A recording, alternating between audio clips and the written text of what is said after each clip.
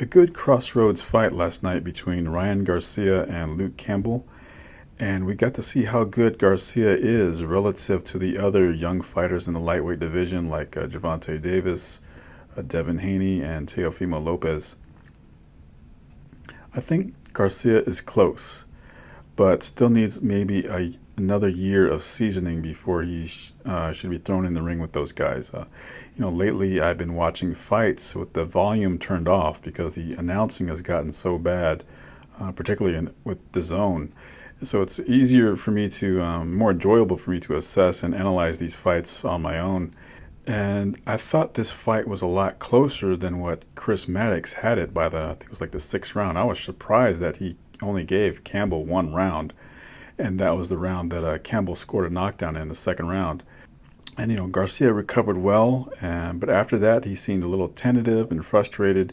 Campbell is pesky, he's long-armed, he's awkward, he's a southpaw, and he's not an easy fight for anyone, but he's not the type of boxer that would put a fighter like Davis, Haney, or Teofimo Lopez.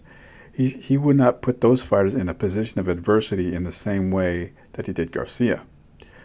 Garcia did ultimately end things with a killer body shot, but before that, this looked like it was going the distance, and there were ebbs and flows in the momentum of this fight.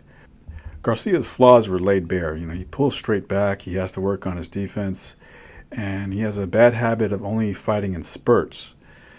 But he has a lot of good things in his favor. He has a great trainer in Eddie Reynoso, and a promoter in Oscar De La Hoya, who can guide his career, and especially the early part of his career, in the same way his own career was guided. Everyone seemingly has had a falling out with Golden Boy Promotions.